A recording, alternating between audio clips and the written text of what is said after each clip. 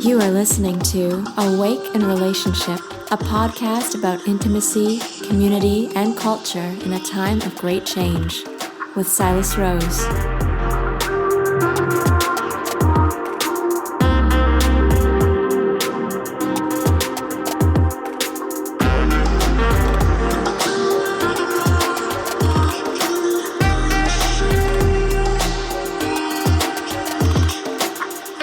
Hello, dear listener. My name is Silas Rose, and you're tuned into Awake in Relationship. As mammals, we are really wired for pleasure, and without it, I really believe that our mental, physical, and dare I say, spiritual well-being suffers.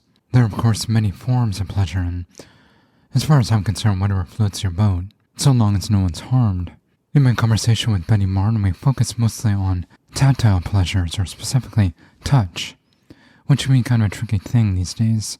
I think it's fair to say that the pandemic really has added a new layer of anxiety to the basic human need for connection and touch. Let's face it, intimacy or the pursuit of pleasure really is murky business. Even in the best of times, it's pretty hard to get through this life these days without some form of wounding that affects our ability to be embodied and enjoy pleasure.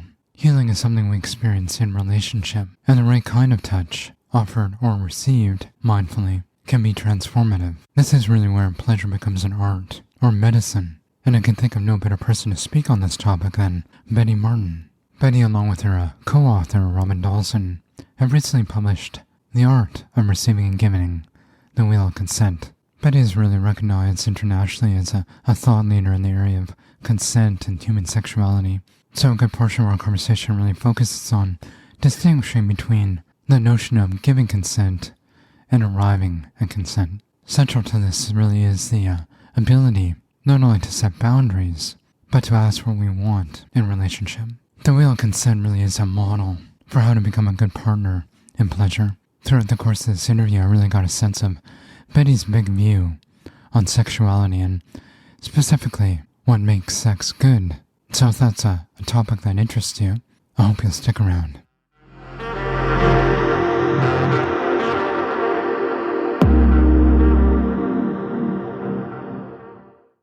So Betty Martin, good morning and welcome to Awake in Relationship.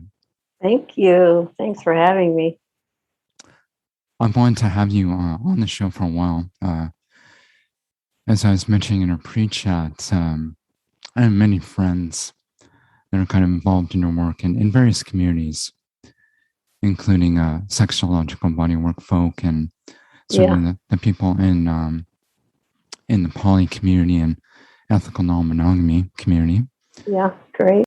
I think a good place to start our conversation is just talk a little bit about your own kind of journey into this work and why focus on consent.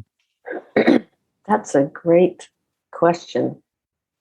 I fell into this work through my own personal journey in my mid-40s, 20, 30 years ago.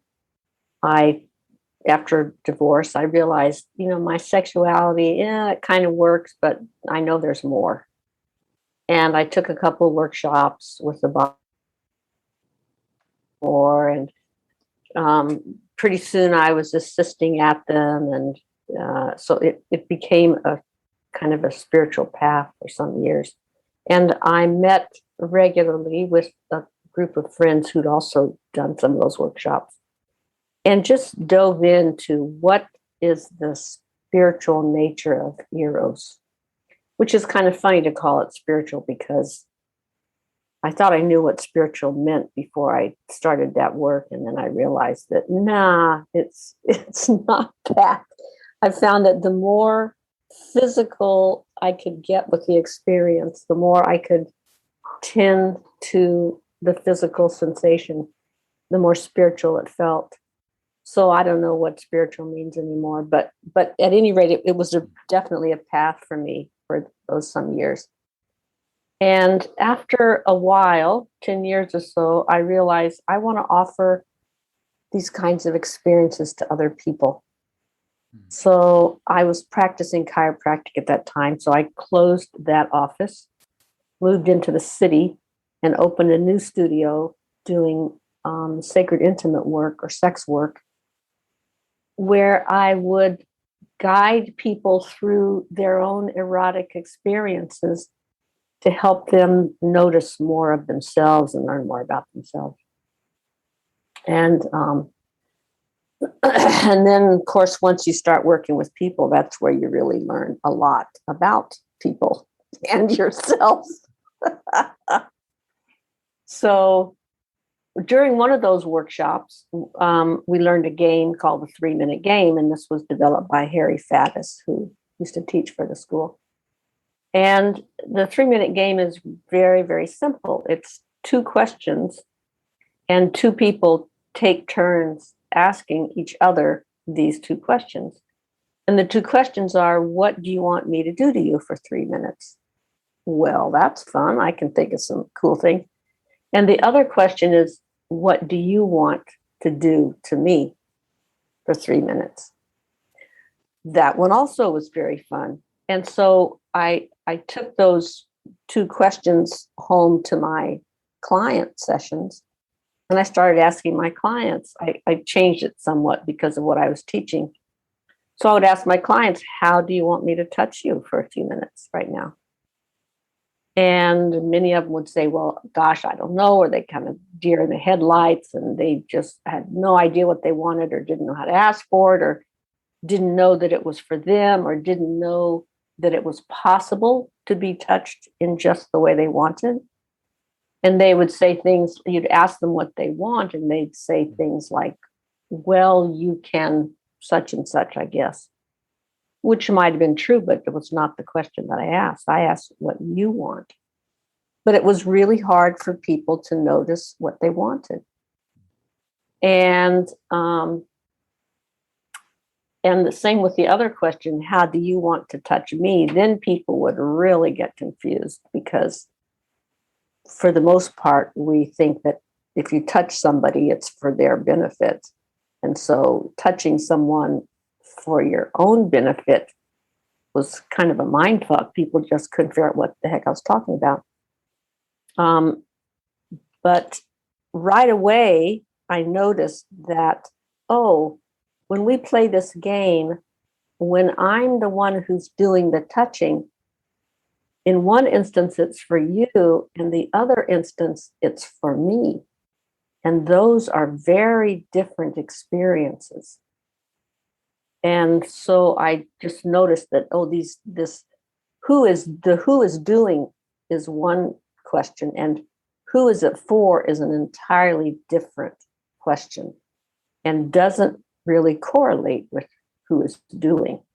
So I could be touching you the way you want, or I could be touching you the way I want, and very different experience. So that's where the wheel of consent came from. And really, it should be called a wheel of agreement. But that's too long, and it's too late because it's already got a name. So that's how consent came to be important to me. It's not something that I set out to figure out. It just wasn't on my radar. I mean, I knew that, you needed consent before you touch people and stuff, but it wasn't that big of a deal to me at the time. So it was discovering these 2 different dynamics that really brought consent into sharp focus for me. I think it's fair to say that consent has somewhat gone mainstream mostly kind of in response to toxic masculinity and the bad stuff that happens on campuses. Your approach to consent is I would say, quite different. Mm-hmm. It's not necessarily a kind of a legalistic approach. Right. It's really about kind of arriving at consent. Can you talk a little bit about the difference? Yeah, that's a great question. After I'd been teaching consent for some years, I thought I should probably look this up in the dictionary. So I did. And what I found was consent means agreeing to what somebody else wants. So I consent to do XYZ for you, or I consent to allowing you to do XYZ to me. And and it's important to have a legal definition, of course, but I'm using it in a more expanded way to mean what is it that we want to do together and what are we agreeing to do together to have the most fun. And so that's why I say giving consent or getting consent is not really the whole picture. I prefer to think of consent as something that we arrive at together. We have a little conversation about what are you into? What sounds fun? What are the things that you don't want to do? Will you scratch my back, honey? Sure. Can I play with your hair? Yes, but don't pull it. That's consent. So I'm using it in that kind of expanded way. And yes, there's definitely a need for a legal definition, but that's not really what I'm dealing with so much. Intimate relationships, especially early on, are often kind of murky ground. Yeah, I'd say so. So there's always this kind of hodgepodge of, kind of needs and wants, desires. Yeah. And I think, and this is also the case in long-term relationships, we move too fast. And so someone might agree to something that they really actually don't really want, or Yeah. worse, someone takes something that's not on offer.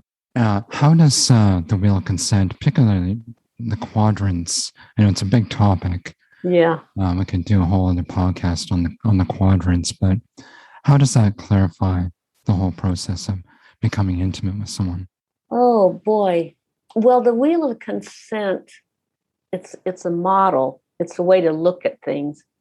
And it's also a practice. So if we have as a practice, it means it's something you are fairly strict on the parameters of, and you come back and revisit it again and again. And as a practice, the wheel of consent is a practice at taking, receiving, and giving apart. So that either I'm giving, it's all about what you want, and I'm either giving you the action that I'm doing for you, scratching your back or whatever, or I'm giving you access to me to do what you want. Either way, it's about you. And so it's all about you for this, 5 or 10 minutes or whatever it is. And of course, I have my limits and I respect those and you respect those, but it's all about you. I'm giving you this gift. And then we switch, and then it's all about me. So either you're doing what I want you to do, you're scratching my back or whatever I've asked, or I'm allowing you to do to me something that you want to do. You're, playing with my hair, feeling up my legs, whatever. And again, I have limits and I'm going to be clear with those.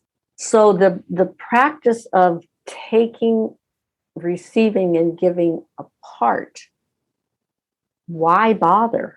Because why can't we just mush around and play like it's for both of us? And it's because when you take them apart, you are able to have experiences that you cannot have if you don't take them apart.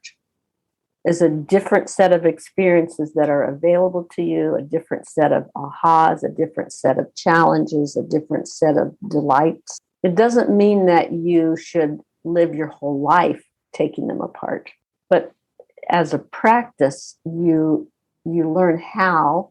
And for one thing, you learn what they are. You learn what receiving a gift actually is when you're not trying to give something back at the same time. And that is life-changing. To have something be completely for you for this, this 10 minutes or whatever, that is really, that's life-changing. That cracks your heart right open. And so, to practice and take them apart. And then when you close the practice and go back into your regular life, then you can decide what to do with it. You can decide how it applies or how it doesn't apply, or you can play in a way that doesn't involve giving and receiving. That's just playing around in the middle. That's fine too. But what it does, so it's a practice. So what it does for your life and your relationship is that it clarifies dynamics that have been confusing. And so you can see, oh, this is where I'm setting aside what I want in order to go with what the other person wants. I'm giving to them. But oops, it's not something they actually wanted. So why did I do that? Or I'm over giving, or I'm giving, or I'm not asking for what I want. Why am I not asking for what I want? Well, of course, it's vulnerable. Or I'm expecting to receive this gift, but I never asked for it. I just expect it as if they're supposed to read my mind. Or then you have all these insights about your relationship dynamics, which can be hard to see in yourself, you know. Especially thinking about people that are in long-term relationships that are kind of stuck in a pattern. Yeah. Oh, yeah. Yeah. Working with couples, it's just fascinating because when you have them ask each other these two questions, all kinds of dynamics will become visible that they weren't seeing before. That can be really interesting. And of course, if you're honest with yourself as a practitioner, you have to notice that, oh, here I am helping this person learn how to ask for what they want. I'm having trouble asking for what I want. So where am I going to clean that up? So that's one thing about working with people. It makes you notice where you're doing the same thing yourself, and you go, oh shit, I'm doing the same thing. So we are kind of innately pleasure-seeking creatures, and of course, I think that's very much part of our kind of survival mechanism. Seeking out the good. Mm-hmm. And of course, there are many kinds of pleasure. And you focus a lot on tactile. Why is touch so important for our well-being? Well, I think we're just wired that way, where it's inherently part of what our nervous system needs. I think part of it is the actual stimulus, the movement of something across your skin, for example, which of course you can do yourself with your hands, a towel, a sponge, a hairbrush, But I think the other part of it is the interpersonal connection that we're wired as human beings to need each other. We need each other. That's just the fact of it. And touch is one way that we convey appreciation, affection, respect, connection. It's just one way of many that we have of connecting. And neurologically, it's a very important one. It's the one that, as we age and die, it's the last one to go. We're about a year and a half into this pandemic, and it's kind of wearing thin on all of us. But what do you see as the sort of long-term consequences of social distancing and some of the other public health measures that really are kind of set up to prevent us from connecting? Well, it's unfortunate that we have to social distance, but I'd rather be social distanced than dead. And I'd certainly rather be social distanced from my neighbors than have them dead. So I don't think it's unfortunate, yes, but it's not a deal breaker. It's not a killer. It's that said, if you are already depressed and anxious and isolated, it can be even harder on you. Absolutely. I think that's true. And if that's what it takes to minimize your risk of getting sick, then that's just what you got to do. However, I do want to make a distinction between connection and being physically close. Like you and I are connecting right now, and we're hundreds of miles away. So there are ways to connect with each other and to notice that we're connected. They just may not be as fun as having a hug. One thing I got from your book is really that pleasure is such a subjective experience. We each have kind of a ceiling of tolerance for touch. And sometimes that's set pretty early on because of old wounds. Can that change? Oh, yeah. Because pleasure, yes, is absolutely subjective. It's an internal neurological phenomenon. So what brings me pleasure is going to be different than what brings you pleasure. And we do have a ceiling to how much pleasure we are emotionally comfortable with. So I might enjoy a teaspoon of pleasure, but if it gets up to a tablespoon, I'm starting to get nervous.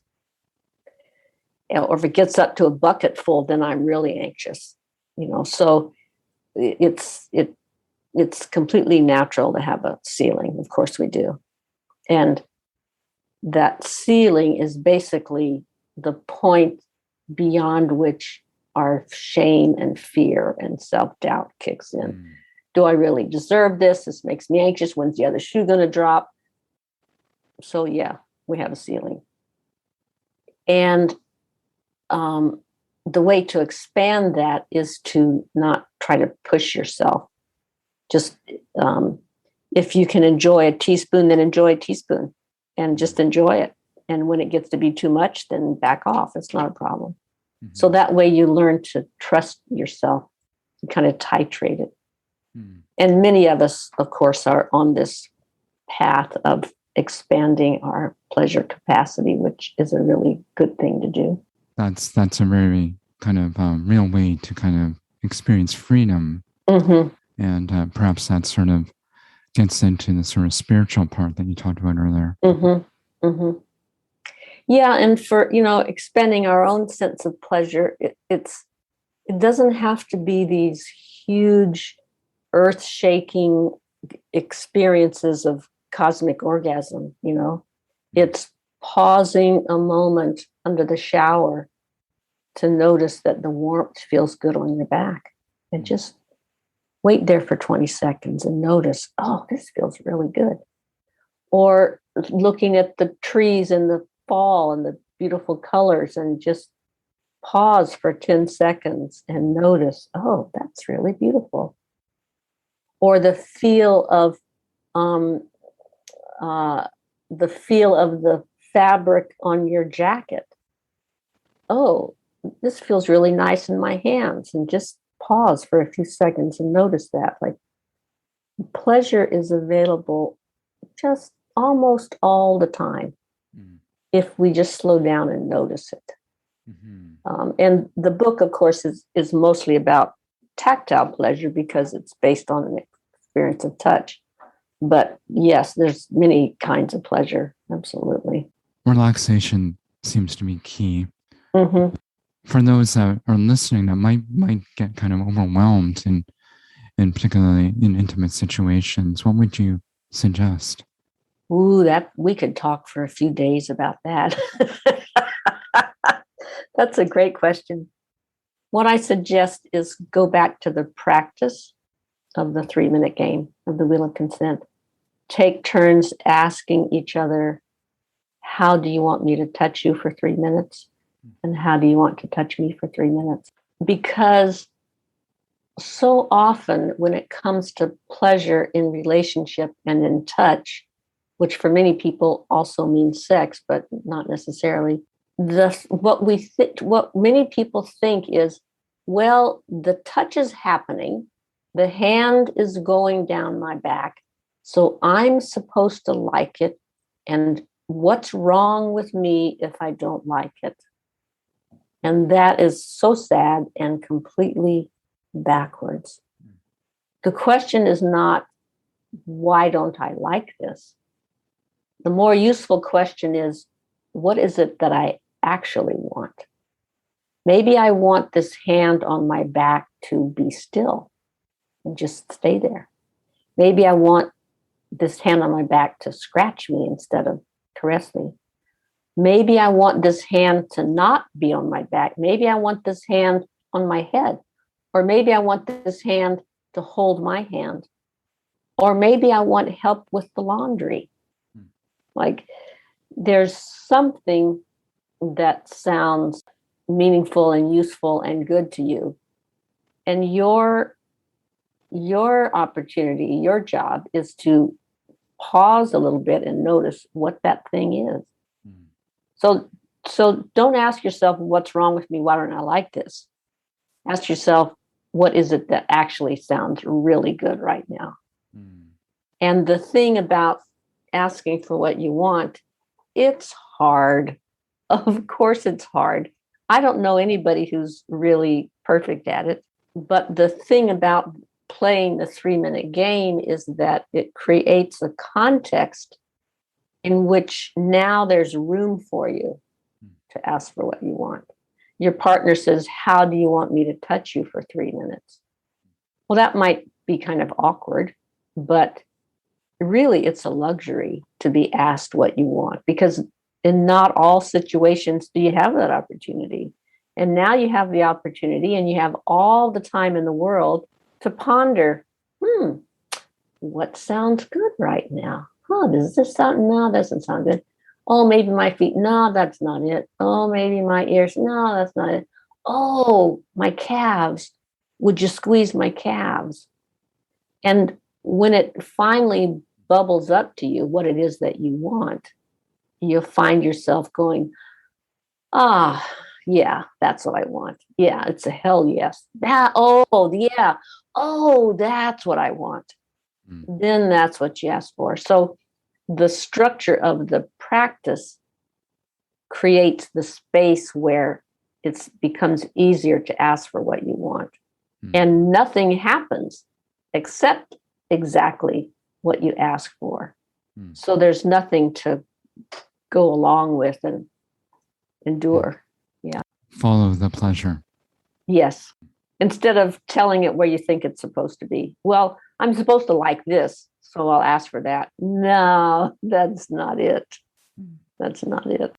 My next question is somewhat provocative, and I kind of hope that I don't get flagged by the platforms. How do you like that for tension? That's okay. I can't wait. How do you define good sex? Oh, I think that's a great question. I think, well, sex is, first of all, more than sticking some part in some other orifice or other. I think of sex as you're turned on and you choose to follow it. And the person you're with, if you're with somebody else, is also choosing to follow it. So that could mean lots of different things. You can have sex without touching. You can have sex from a different room. You can have sex across the continent. So get over this idea that sex is equal to intercourse. It's not. Or even sex is equal to genitals. There's some very sexy things you could play with that don't involve the genitals at all. But to make it great, I think it needs to be what is real for you, not what is real for me. Because you're going to have different things that turn you on than I am. You're going to have different kinds of people that you're attracted to than I am or somebody else is. Great sex means it's meaningful to you and it expresses who you are instead of who you think you're supposed to be, or who society has told you you're supposed to be, or who you think your partner thinks you're supposed to be. It's what's meaningful to you. Mm-hmm. And that said, what I also think, this is my own personal thing about what makes sex great for me, for example, is a sense of play, which means responding to what's happening instead of going according to some plan. And to do that, there are some skills that you need, and consent skills are some of those skills. But for me, a sense of play is really important. You know, where things like technique, or there's innumerable books about how to give your partner the cosmic orgasm you talked about. Right. But somehow the focus on technique seems to get in the way of that kind of authentic experience. Yeah, I totally agree. I'm much more interested in responding to the person and the situation and the feeling right in front of me and see where it goes. I'm not, I might want a technique for, 5 minutes, do me this way, but that's not really what makes great sex by any means. I think I say in the book, if you're relying on technique, you're missing the best part. We began our conversation talking about the sort of origins of consent in the mainstream really being toxic masculinity. And I assume that many of the men listening to this episode are kind of actively working to heal that. What do you hope men listening to this talk will walk away from this conversation with? I hope men understand that they have gotten just as short an end of the stick as women have and other gendered people have, that for the most part, this is a gross generalization, but if you grew up as a boy, there were certain things that you were taught that were not available to you, that you weren't allowed to have your feelings. You weren't allowed to be sensual. You weren't allowed to express yourself with brightly colored clothes and dancing and, all the stuff that people who were raised as girls mostly got access to. And that costs something. That has a serious cost to self-awareness, to joy, to self-expression, to freedom, to the ability to connect with people. And you're not broken. There are ways to reclaim and rediscover these aspects of yourselves, just as women are, and I'm talking here mostly about cisgender women, although I think it probably holds for trans women as well. There are things which women are learning to recover that were denied to them as children. And there are things that men are learning to recover that were denied to them as children. And as a general rule, those are kind of the opposite things for most people. Wonderful. Well, I feel like we've just done this kind of flyby of that we'll consider hoping in the future we can get you back and do a little bit of a deeper dive. Thank you so much, Betty, for this conversation. And for those that want to learn more about your work and the book, where can they go? BettyMartin.org. The book is at wheelofconsentbook.com. Both of those websites link to the other, so you'll find one, you'll find the other. And you can get a free chapter download from the book site. So you can see if the book appeals to you or not, and it gives you a pretty good idea of what it's about. We're also, my colleagues and I teach classes and workshops, schoolofconsent.com. Again, all those websites connect to each other. And yeah, go get yourself a free chapter of the book and see if you like it. Awesome. Well, thank you again. You are so welcome. It's nice to talk with you. Thank you again so much to Betty for this wonderful conversation. If you want to find out more about her work, head to bettymartin.org.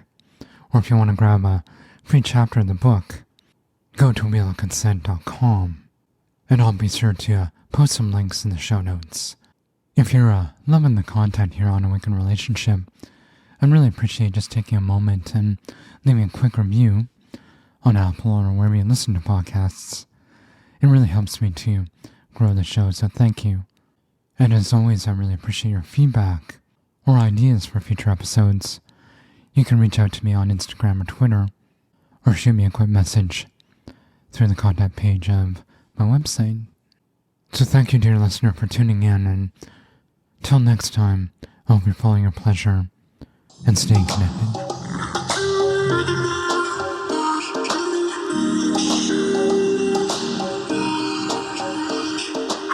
Thanks for tuning in to this episode of Awake in Relationship. If you liked what you heard, please click subscribe to get the latest show delivered fresh to your device, or sign up for our newsletter at awakeinrelationship.com. Sharing is caring.